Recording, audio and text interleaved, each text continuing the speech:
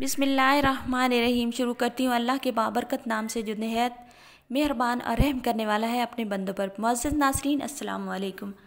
आज की वीडियो में बात करने वाले हैं हज़रत हुर रज़ियल्लाहु अन्हु के बारे में। वो कौन थे, किसके बेटे थे और उन्होंने किस तरह आखिरी वक्त में लश्कर यजीदी को छोड़कर लश्कर हुसैनी की बैत की थी और अल्लाह की राह में शहीद हो गए। मुअज़्ज़ज़ नाज़रीन, इन तमाम सवालात के जवाब कुरान और हदीस की रोशनी में आज की इस वीडियो में आपको बताएंगे। आपसे छोटी सी गुजारिश है, चैनल पर नहीं है तो वीडियो को लाइक शेयर, चैनल को सब्सक्राइब ज़रूर करें और वीडियो को एंड तक लाजमी देखें। मुअज़्ज़ज़ नाज़रीन, अशूरा का दिन था। गरम तपते मैदान करबला में एक तरफ हज़रत इमाम हुसैन इब्ने अली अपने साथियों के साथ खड़े थे, दूसरी तरफ यजीदी लश्कर था। उनका सरदार 1000 सिपाहियों की कमान संभाले हुए उनके सामने खड़ा था। अचानक उस यजीदी लश्कर का सिपा सलार आहिस्ता आहिस्ता इमाम हुसैन की तरफ बढ़ता है और अपनी रफ्तार सुस्त कर देता है। यजीदी लश्कर में मौजूद सिपाही उसको देख रहे थे और बहुत ही हैरान हो रहे थे कि हमारा सिपा सलार दुश्मन के खेमों की तरफ क्यों जा रहा है। सिपा सलार इमाम हुसैन के करीब जाता है और घोड़े से उतरता है और करीब जाकर हथियार फेंक देता है और अपने घुटने टेक कर ज़मीन पर बैठ जाता है और वो रोते हुए इमाम हुसैन से माफ़ी मांगता है। यजीदी लश्कर से निकलकर वो इमाम हुसैन के लश्कर में शामिल होने वाला निडर, बहादुर और गैरतमंद सिपाही हज़रत हुर रज़ियल्लाहु अन्हु था। मैदान करबला में इमाम हुसैन का हमायती कैसे बन गया। ऐन जंग के मौका पर तौबा करके इमाम हुसैन के साथियों में शामिल होने वाला शख्स जिसका नाम हुर इब्ने यजीद था। वाक़या करबला में हुर का किरदार शायद सबसे मुनफरिद है।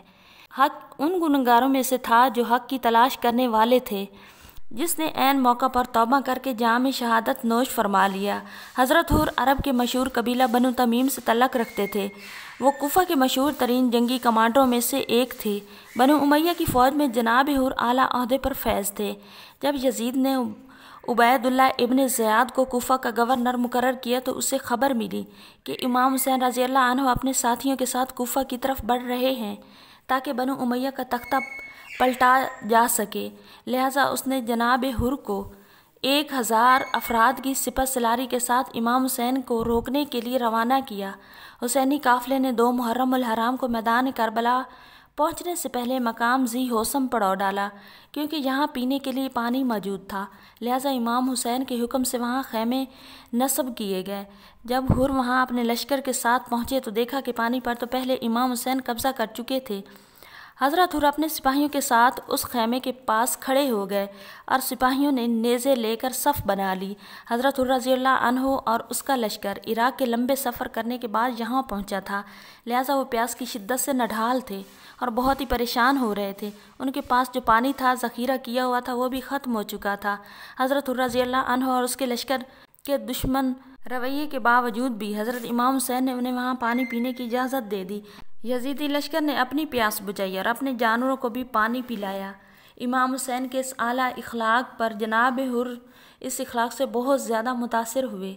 लिहाजा जब ज़ोहर का वक्त हुआ तो हज़रत हुर ने इमाम हुसैन से दरख्वास्त की कि वो आपके पीछे नमाज अदा करेंगे। नमाज से फारिग होकर इमाम हुसैन की खिदमत में आए और आपसे यहाँ आने का मकसद दरियाफ़्त किया तो आपने फरमाया कि कूफियों के ख़त भेजने पर मैं यहाँ आया हूँ। उन्होंने ख़त भेजा था कि वो यहाँ की हुकूमत से परेशान हैं। जनाब हुर रज़ियल्लाहु अन्हु ने कहा कि मैं यहाँ आप रज़ियल्लाहु अन्हु से जंग करने की नीयत से नहीं आया हूँ। मुझे हुक्म दिया गया है कि मैं आपको कूफा ले जाऊँ। यहाँ आप ऐसा रास्ता इख्तियार करें कि जंग और खून रेज़ी ना हो। हुर ने इमाम हुसैन रज़ियल्लाहु अन्हु को मशवरा दिया कि आप यजीद को ख़त लिखकर सुलह कर लें, ख़ुद को और अपने अहले अय्याल को शहीद होने से बचा लें और आप वापस चले जाएं, ये आपके लिए बेहतर है। इमाम हुसैन रज़ियल्लाहु अन्हु ने जवाब दिया कि खुदा की राह में मौत से मुझे कोई डर नहीं लगता। हुर और इसका लश्कर इमाम हुसैन के साथ चलते रहे। जब मौका मिलता जनाब हुर हज़रत इमाम हुसैन को अच्छा मशवरा देते रहे, खुदा के लिए आप मदीना वापस लौट जाएं वरना आपका शहीद होना यकीनी है।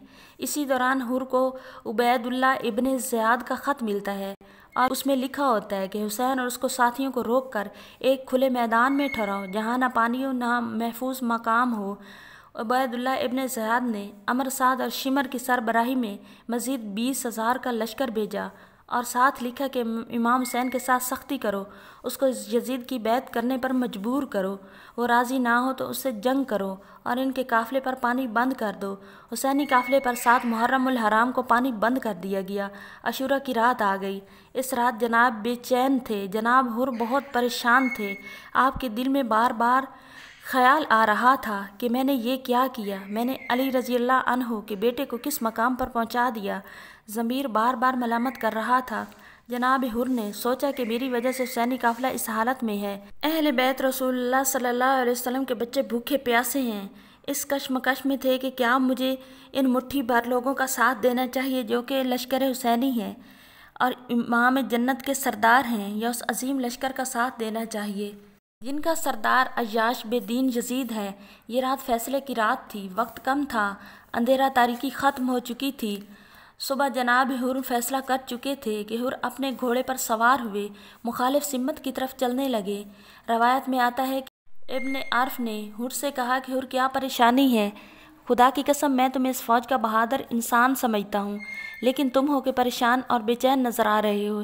جناب حر نے جواب دیا کہ میں خود کو جنت اور جہنم کے بیچ میں دیکھتا ہوں، مجھے ان دو میں سے کسی ایک کا چناؤ کرنا ہے۔ حر لشکر لے کر حسینی خیمے کی طرف بڑھے اور آپ کے ساتھ آپ کا بیٹا اور غلام بھی تھا۔ وہ آہستہ آہستہ چلتے ہوئے امام حسین کے خیمے کے پاس پہنچے، قریب جا کر ہتھیار پھینکے اور گھٹنوں کے بل زمین پر خود کو گرا دیا اور زار و قطار رونے لگے۔ امام حسین سے معافی مانگنے لگے۔ جناب حر نے کہا کہ اے حسین، میں ہی تھا جس نے آپ کا راستہ روکا تھا، کیا میرے لیے معافی ہے؟ مجھے جو سزا دے منظور ہے۔ حضرت امام حسین نے انہیں اپنے بازوؤں میں سمیٹا، فرمایا کہ میں نے تمہیں معاف کیا، یقین دلاتا ہوں کہ میرا نانا بھی تمہیں معاف کر دے گا۔ یزیدی فوج میں طوفان برپا ہو گیا کہ جناب حر نے حسین کے قافلے میں جا کر وہاں پر ان کے ساتھ مل گئے ہیں۔ یہ کرنے کے بعد جناب حر نے امام حسین سے اجازت مانگی کہ وہ میدان میں اترنا چاہتے ہیں، لہٰذا امام حسین رضی اللہ عنہ نے اس کو جنگ کی اجازت دے دی۔ حر نے بڑی بہادری سے جنگ کی، اس کا گھوڑا بھی زخمی ہو گیا، ان کے کانوں اور پیشانی سے خون بہنے لگا، لیکن وہ مسلسل لڑتے رہے یہاں تک کہ انہوں نے 40 دشمنوں کو جہنم واصل کیا۔ آخر کار یزیدی لشکر نے ان پر حملہ کیا اور ان کو شہید کر دیا۔ جب جناب حسین کے ساتھیوں نے ان کے جنازے کو امام حسین کے سامنے پیش کیا تو آپ میت کے سرہانے بیٹھ گئے، ان کے چہرے پر خون کو صاف کرتے ہوئے فرمایا، حر تم اس طرح آزاد ہو جیسے تمہاری ماں نے تمہارا نام حر رکھا تھا، بلکہ تم دنیا اور آخرت میں بھی آزاد ہو چکے ہو۔